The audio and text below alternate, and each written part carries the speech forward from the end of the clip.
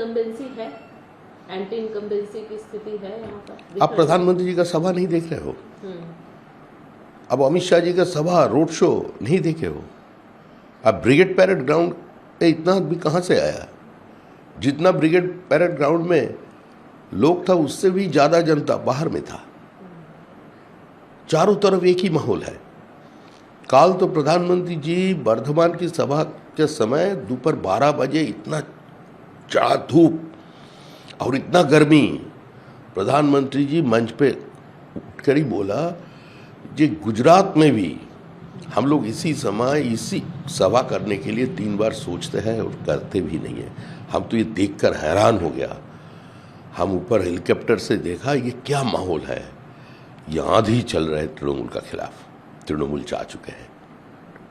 आप कह रहे हैं आंधी चल रहा है, देने की महिलाओं को, फिर युवाओं को बात की है, जॉब देने की बात की। अभिषेक बैनर्जी कह रहे हैं कैसे पॉसिबल है, किस तरीके से ये जो है इनका जो इन्होंने बताया है या जो देने की बात की है वादा, ये कैसे पूरा हो सकता है? कैसे पूरा हो सकता है देखने के लिए उसको थोड़ा ट्रेनिंग लेना पड़ेगा।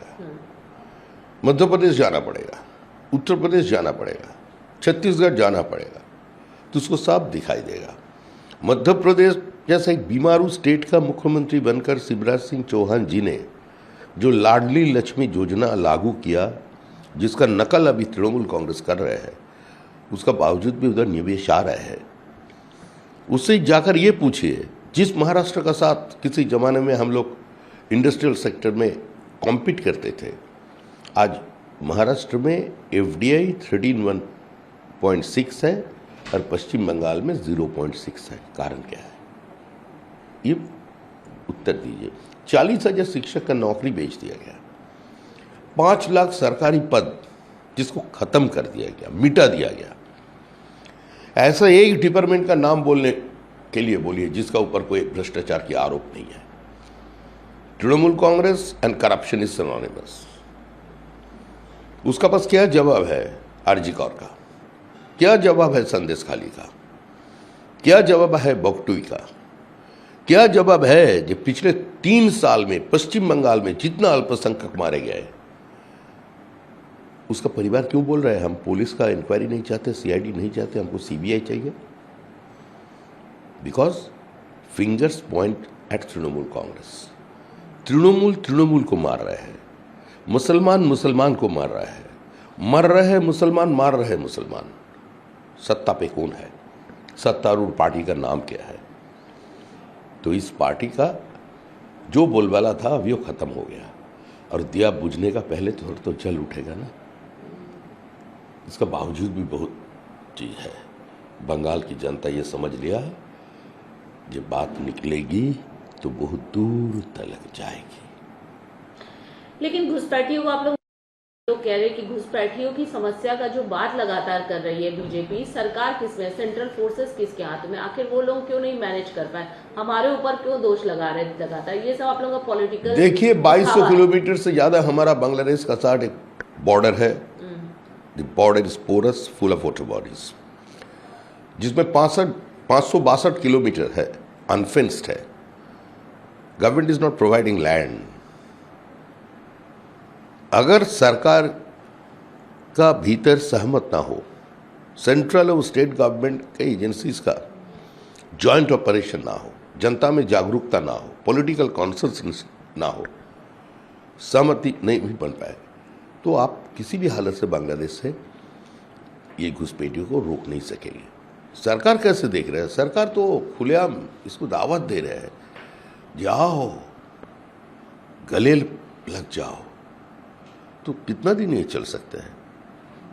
ये हरा सकते हैं। तो इसलिए इस बार की जो चुनाव हो रहा है, ये सिर्फ तृणमूल और भाजपा का बीच का चुनाव नहीं है। अभी तो स्थिति ऐसा है जो जनता versus Mamata, and no vote to Mamata. This is the present narrative. आप प्रेजेंट नैरेटिव की बात कर रहे हैं, इधर ममता बनर्जी आप लोगों को 2 मुहा सांप कह रही है, कोबरा कह रही है। सांप नहीं कह रहे, कोबरा है ये लोग जो है जिस तरीके से वोट डिलीशन किया, सिर्फ हिंदू मुस्लिमों का नहीं बल्कि हिंदुओं का भी वोट डिलीशन किया। जितना सारे हिंदुओं का वोट डिलीशन हुआ, जिस जगह से बीजेपी को लीड मिलता था, तृणमूल कांग्रेस ने अपने एडमिनिस्ट्रेशन को काम पे लगाकर पूरा वीडियोस को धमकाकर और अपना बेलोस लेकर के तृणमूल कांग्रेस ने ये साजिश रचा। लेकिन फिलहाल अभी का जो माहौल है, जनता ये समझ चुके हैं कि तृणमूल का असली खेल क्या है। तृणमूल को जो कुछ करना था 15 साल में कर लिया, अभी उसका अंत है। तृणमूल सरकार अभी नहीं है, जो है वो लिविंग फॉसिल है।